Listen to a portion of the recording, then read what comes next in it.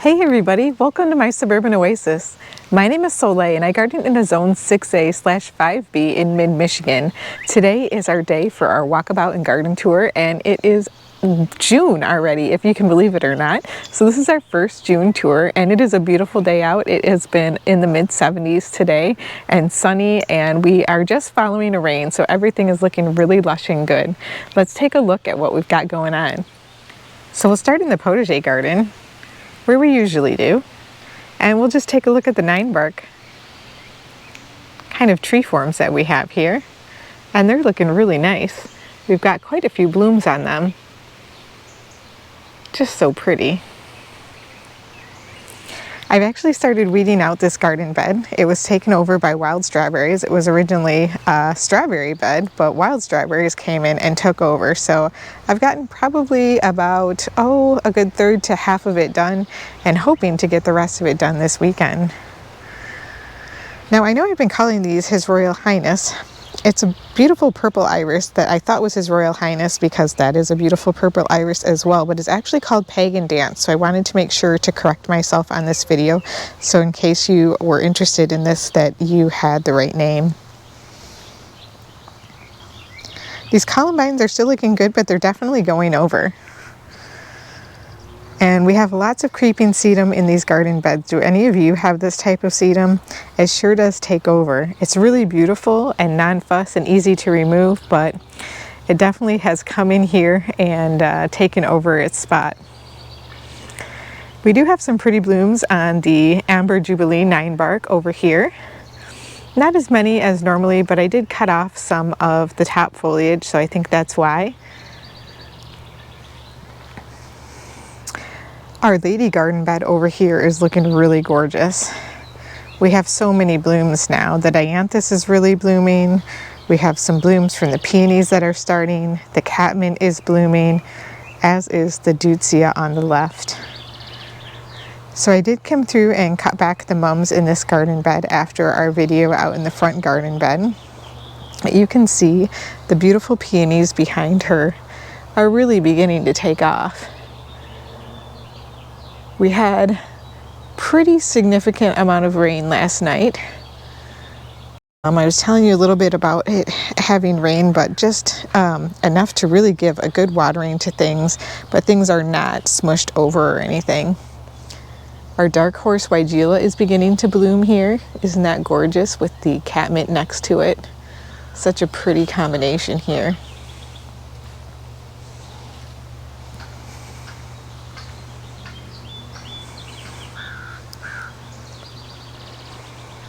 You can hear the birds are chirping.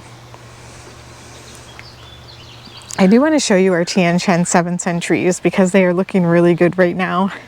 They're getting quite large. They are probably, I would guess, 8 feet to 9 feet tall now. And they have such a beautiful structure about them, and the leaves that just kind of drape down on the branches are gorgeous. And our golden vickery privet that's next to it is really filled out.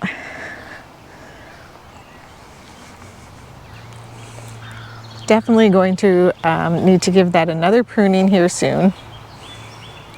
And our gold strike lady's mantle is looking great.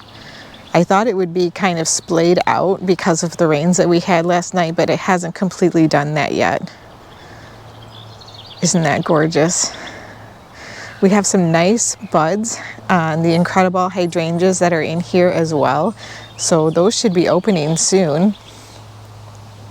Probably within the next couple of weeks. Maybe even within this week if it stays nice and sunny like it has been. Well, the shed garden beds over here are looking beautiful. The coral berries have really filled out and gotten taller. And the geraniums that are flanking either side of the door are just gorgeous. These are the Kaya geraniums, and they have beautiful foliage along with a gorgeous bluish purple bloom. I think they probably look more purple on camera, but they definitely look more blue in person. Just wanted to share that with you. And this garden bed over here is looking nice and full and lush. We do have some blooms on this Amber Jubilee Ninebark as well.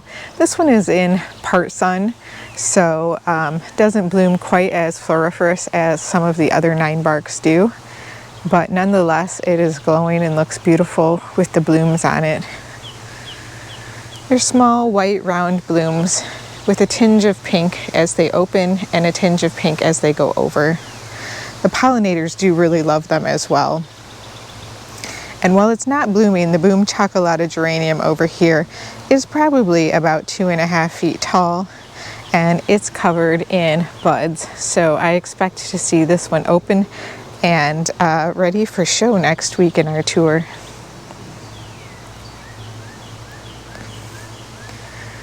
Well, both of our smooth hydrangeas over here, which are the Seaside Serenade variety, are showing some beautiful buds that are also getting ready to open.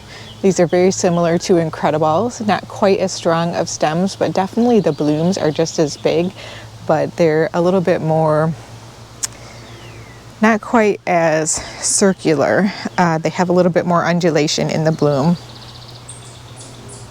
As you can see, our lungworts are starting to come back really, really well now. And this Ninebark over here, the Fireside Ninebark, is doing great. And it has some beautiful blooms that contrast really well with the foliage. So much growth on this white diamond hydrangea. Or is it pink diamond? Pink diamond hydrangea. I get some of the names confused. Sometimes they're very similarly named, unfortunately, which can make it a little difficult to remember at times.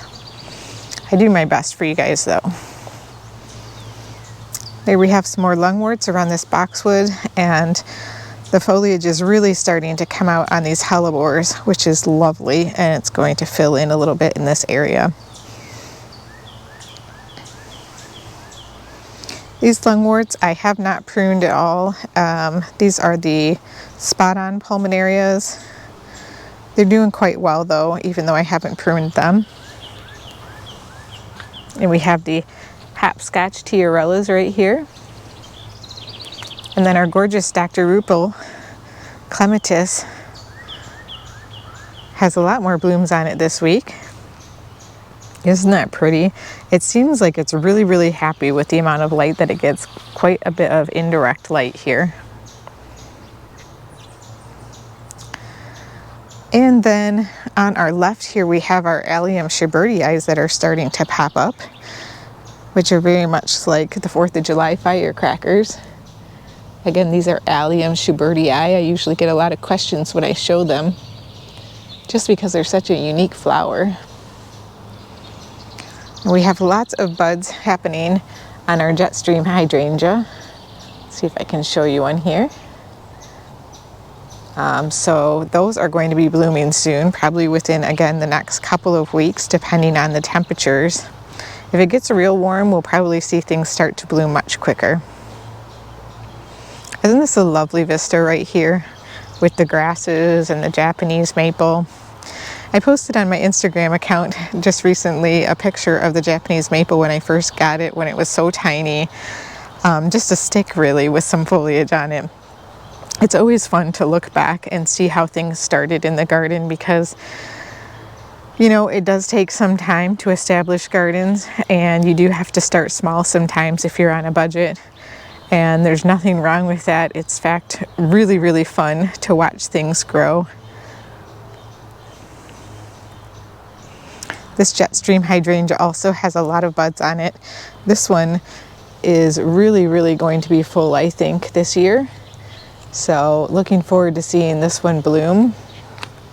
I've not seen buds on it this big before, so it should be interesting. It has the largest leaves I've ever seen on it, as well as the largest buds. Our Bloomstruck Hydrangea back here does have some buds on it as well. So we should be getting some blooms on that. And I didn't show you, I have a tiny tough stuff that also has some buds about as far along as these. So again, hoping to see some hydrangea blooms coming on soon with the smooth hydrangeas. And then maybe some of the large leaf hydrangeas as well.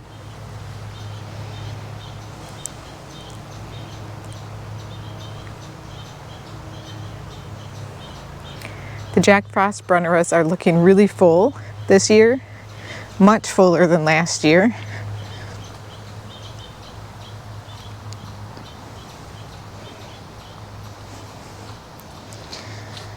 Hopefully this week we'll have some time to come through and dig some of these striptease hostas up and divide them. I'm really hoping to give a little bit more space to the heucheras that line the edge, as well as there's some tiarella under there that hopefully are not being completely smothered right now.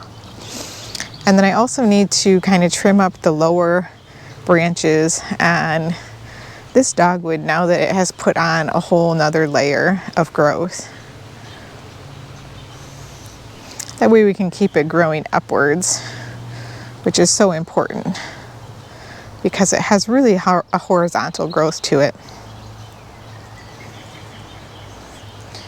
I did come through here and add a little bit of mulch between some of the pavers just because we had so many weeds going on.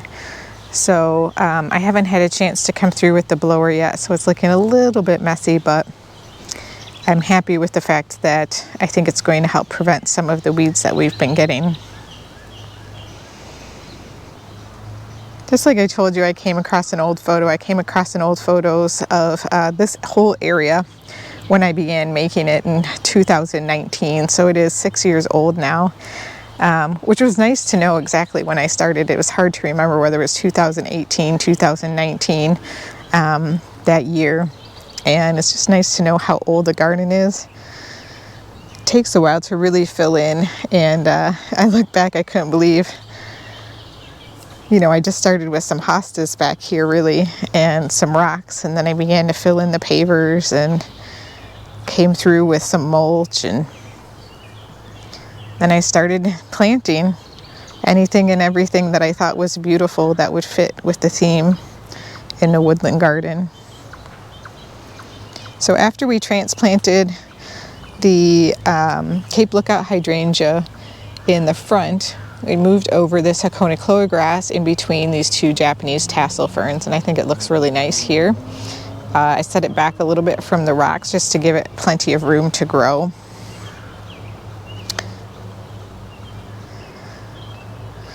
Our Queen of Hearts Brunnera has a lot more growth on it now. It's starting to put out its big heart-shaped leaves for the summer. And here we also have a Can-Do hydrangea that is putting on some gorgeous buds. So those are going to put out some flowers soon as well. And this one is just beautiful. I cannot wait to see it again this year. I have a couple of them in the garden. Now, I don't remember whether I did this. I think I did this between videos now. I don't think you've seen the weeping spruce since I restaked it to give it additional height. Kind of hard to see with this branch in the way, but here we go. So now it's probably about 5 feet tall. I'm hoping to actually take the little stem that's going backwards and upright it as well, just to continue to give it more height. But it's starting to spread wide as well, which gives it much more weight in the garden, so that's lovely. The hostas are still looking amazing here, like a big bouquet. And I did divide a few. You can hardly tell that I divided them, but they are smaller, these three right here. So after the last video, the feedback that I got was suggesting that I, cut them in half and divide them, and that's what I did. And I think it looks pretty good. So my goal is to slowly but surely do that for the whole bed, just to ensure that the Ben Verneuil hostas and the Autumn Frost hostas and the Curly Fry hostas are not smothered by the bright green August Moon hostas, which are a very wide growing hosta. They grow low, but they grow quite wide. They're a great filler. Our Back to the Fuchsia is in full bloom now.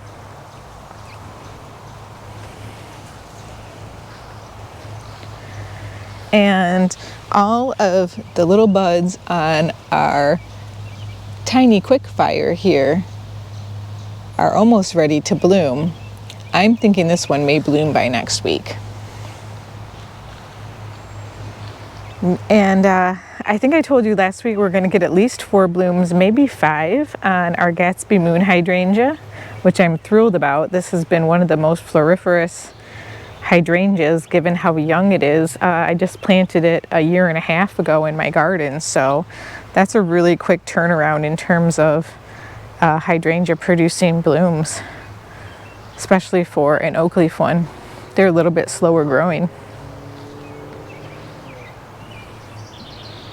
The blue hostas on this end, we have some halcyon hostas and some fragrant blue hostas. Really look good, I think, with the boxwood, the variegated boxwood, but they are kind of smothering this heuchera. So I think I'm going to pull this heuchera out, just to give the hostas a little more space and make sure that I don't lose that plant.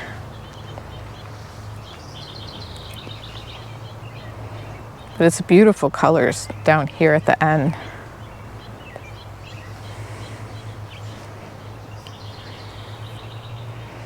And as we look up at the long border,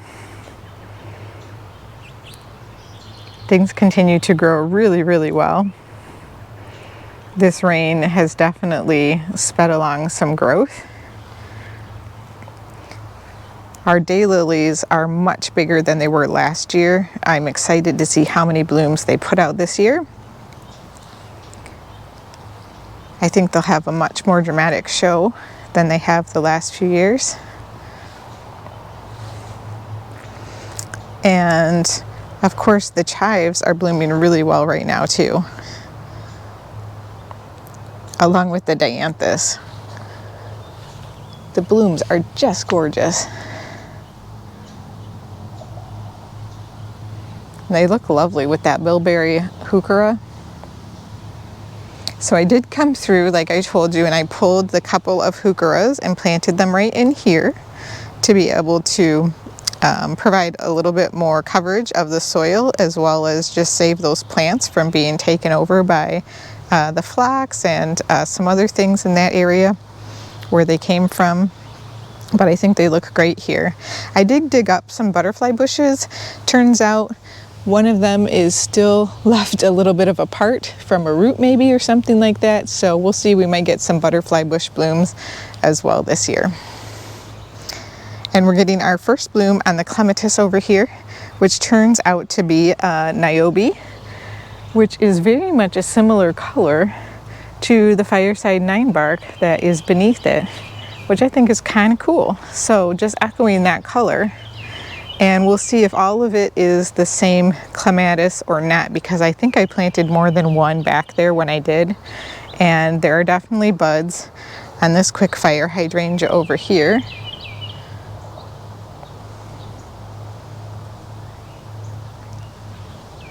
So again, we're going to start entering hydrangea season soon, which is super fun. June is one of my favorite months of the year just because so many blooms. You know, it's like the turnover from spring to summer, and the temperatures become much more consistent, and you start to get all of those summer blooms, the ones that like the heat. So the snowball bush has gone over almost completely. And you can see the little stems where the blossoms were. I'm hoping that we're going to get some berries this year because of the fact that it was in bloom for so long. And hopefully the pollinators got to it and we'll be able to see some berries, because I think that would look lovely. We only got a few last year because they didn't last that long. Not as long as this year anyways, because we've had such wonderful cool weather for a long period of time. I'm not sure how wonderful I actually thought it was. It was wonderful for the plants. Isn't this ninebark stunning? This is the little double ninebark, and it is pretty much in full glory. Probably tomorrow or the next day it will be in its full bloom. and its weeping and spiky growth is just gorgeous. You can see we have open blooms as well as quite a few that are still unopened, so it will probably get even better over the next couple of days here. Well, our Weigela in the fountain bed is completely in bloom. It is definitely in its prime.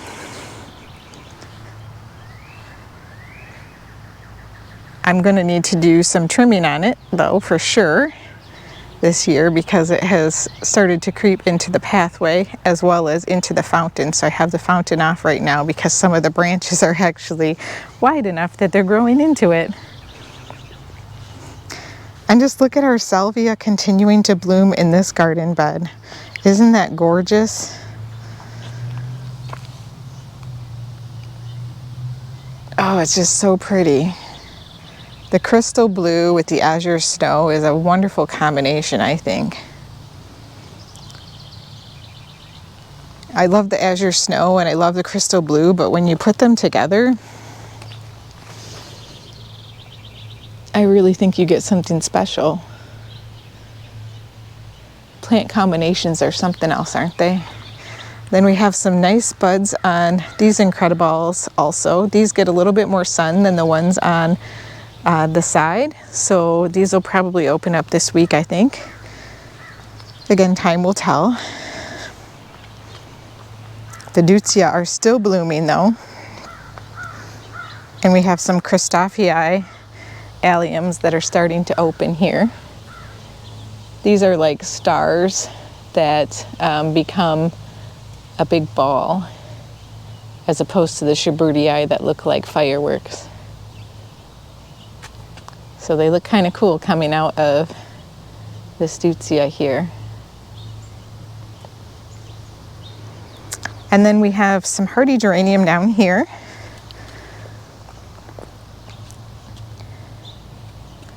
This is kind of part of the garden that I don't show a lot. And as we walk down by the pool, the mountain sandwort is just about going over. So this mountain sandwort has probably lasted a good, I would say 4 to 6 weeks. So a really long time. Definitely I'm enjoying having that in the garden. And then over here we have our Mongolian Bell's Clematis, which is a clematis that grows upright. And it has these kind of drapey, curly flowers that open up, and this one has purple and white, or blue and white, I'm not sure what they call it. Our multi-blue clematis over here is still going strong. It still has a lot yet to open in the center of it, but you can see how many layers have opened on it already.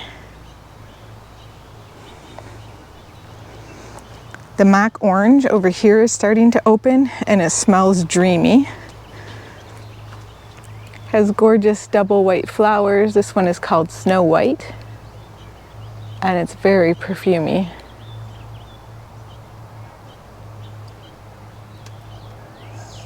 Let's look at all the buds all over it. When it is in bloom, it is so lovely to smell it in the garden.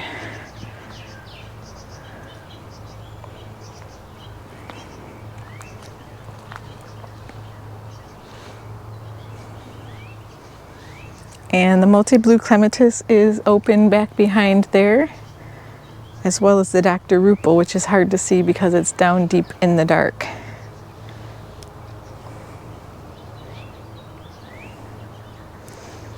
We have a can-do hydrangea over here, and it's putting on some buds. Not quite as far along as the one that's more in the shade, which is interesting to me. But this one has definitely put on a lot of growth this week, so it shouldn't be long for it to catch up. And we trimmed back the bums that were in this garden bed as well. The rose marble salvia in this garden bed have definitely begun to open much more. This one's a stunner. It has much bigger blooms than some of the other salvias.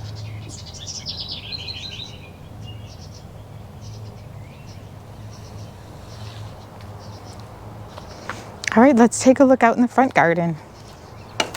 Our panicle hydrangea right here is doing great, as are the hostas at the base. In fact, the hostas are the biggest that I have seen them.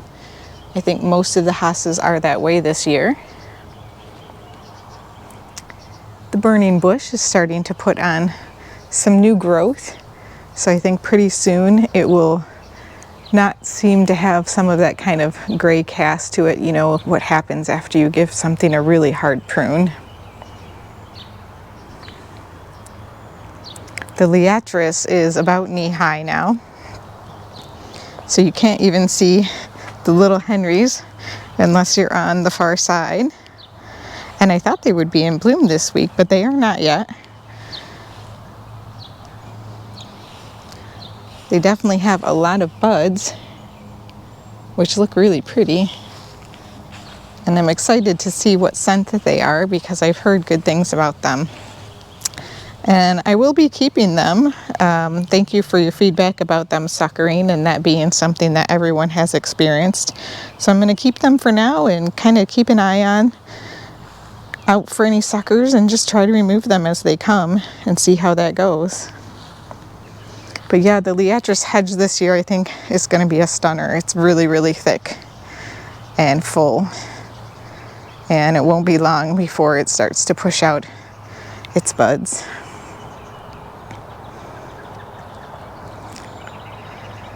But now we get to look at Salvia and the beautiful Ninebark out front. So this Ninebark is the tiny wine Ninebark, a little bit different from the Little Devil Ninebark. Doesn't have quite as much of an arching habit, but I do have two of them, and the other one arches a little bit more, and I think some of it has to do with how they are positioned and the way that they get sun.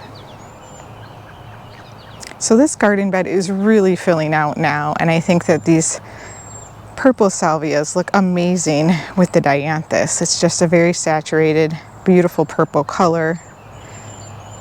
And again, while they call these dianthus Telstar purple, when you get them next to these salvia, they definitely look pink. And you can see back here we have some phlox and some cone flowers that are really filling in. We're getting some buds on our roses in here. These are the high voltage roses, which will be a creamy buttery yellow when they bloom. Here's some coneflower. And yeah, so you can see this one has a little bit more of that weeping habit, and you can see how many blooms that this one has. And it's odd because on these Ninebarks, you would think because this side of them is facing north that there would be less blooms, but it's actually the most blooms on this side. And the pollinators are all over them. They love them. Lots of little teeny tiny sweat bees and those kind of bees that are native to the area are all over them. Plenty of buds on this spirea. That will be opening very soon. I thought we would probably see them this week, but no such luck. However, we are getting blooms on our roses now, and these are the Oscar Peterson variety. They are more of a single blossom, which the pollinators really like, and they have a really nice white color to them, and they're just a very prolific bloomer. I didn't cut them back this year for the winter, so I'll definitely be pruning them fairly hard after they bloom. And we're starting to get some blooms on our Ninebark here, finally. Not a lot, just a few starting to open up for us, but you can see the color really starting to come through. So it's that nice light pink against the really dark foliage.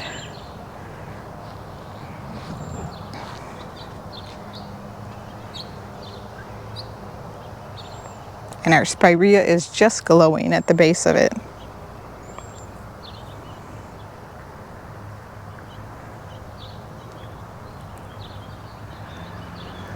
Well, out at our mailbox garden, our Purplicious Irises are doing fantastic. They're super dark and dreamy and curly. And then we have our Niobe, which is a deep, dark maroon red that is beginning to open.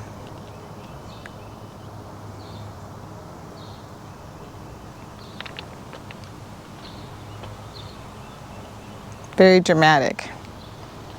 Hopefully the deer don't come and eat them.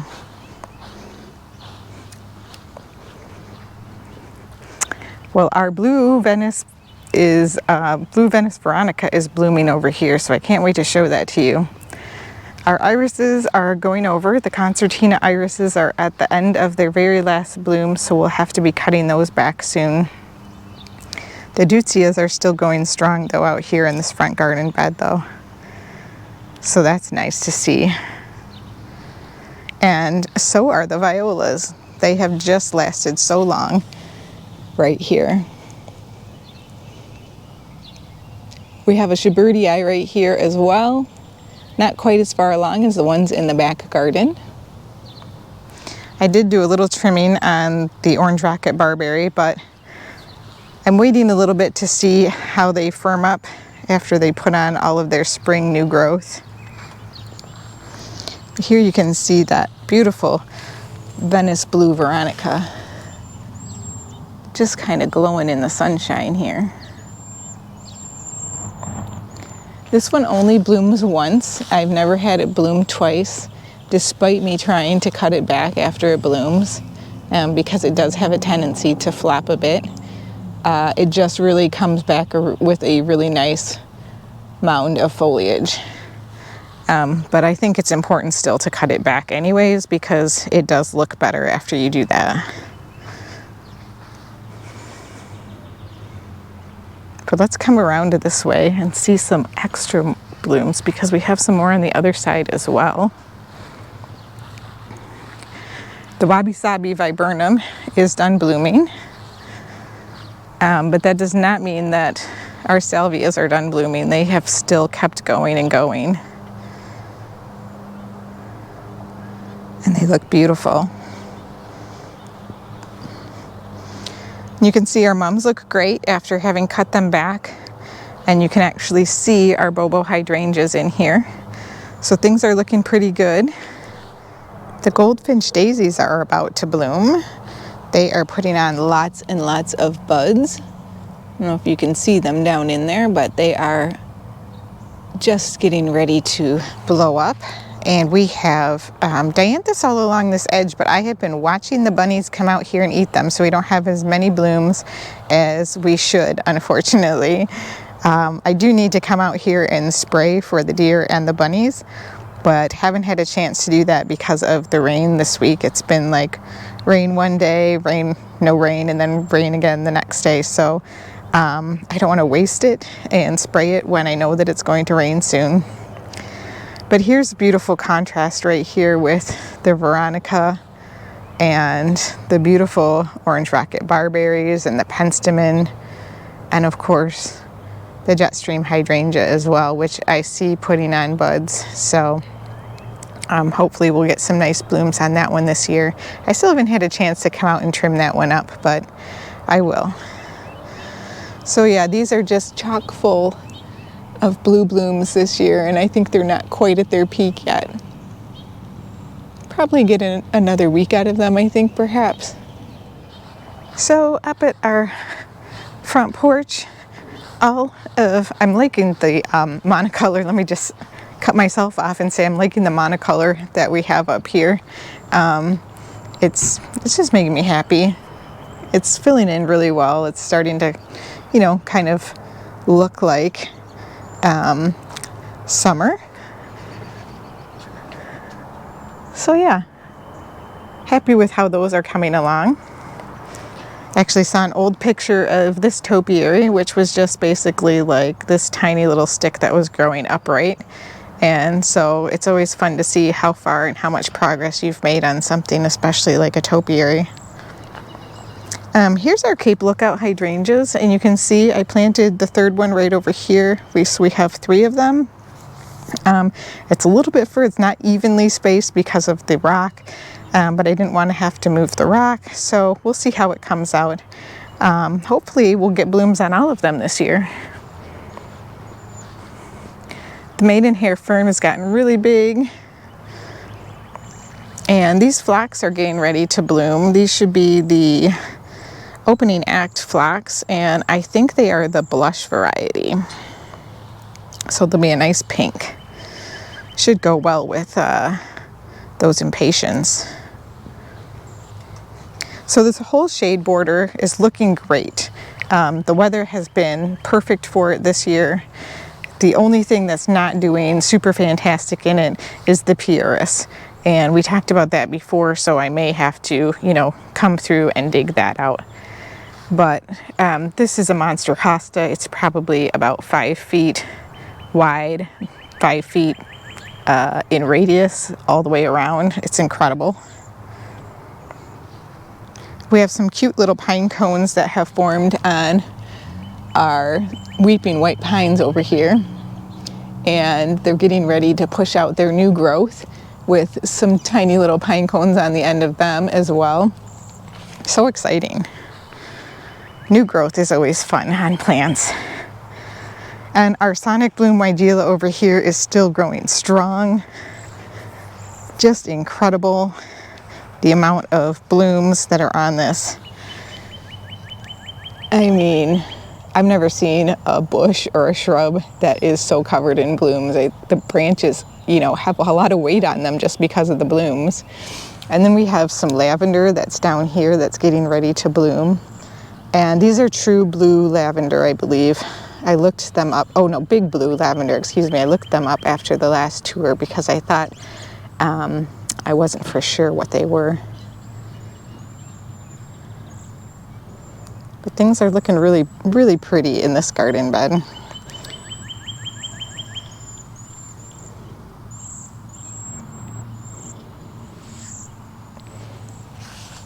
I like the dianthus with the lavender as well. It's a nice combination of colors.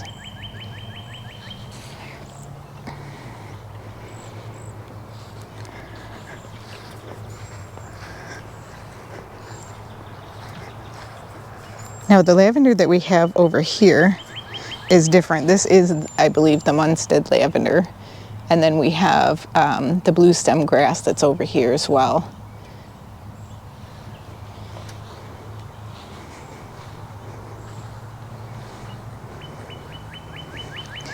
And this last border has really filled in over time. This used to be nothing but just lily of the valley. It wasn't really very interesting to look at all. But now we have the Virginia, and we have the orange rocket barberry. We have the limelight hydrangea. We have the viburnum. Oh, I missed some mums, you guys. I'm gonna have to come through and trim those back because those are a couple of feet tall. We have the St. Johns Wart here. So there's just a lot that has filled in over here to give it more interest. The quickfire hydrangea here. I'm excited to see what this one does this year because I haven't seen it bloom yet. So I'm hopeful that this is the first year it will bloom. And then we are starting to get some blooms opening as well on this black lace elderberry. Very, very slow to bloom these are this year.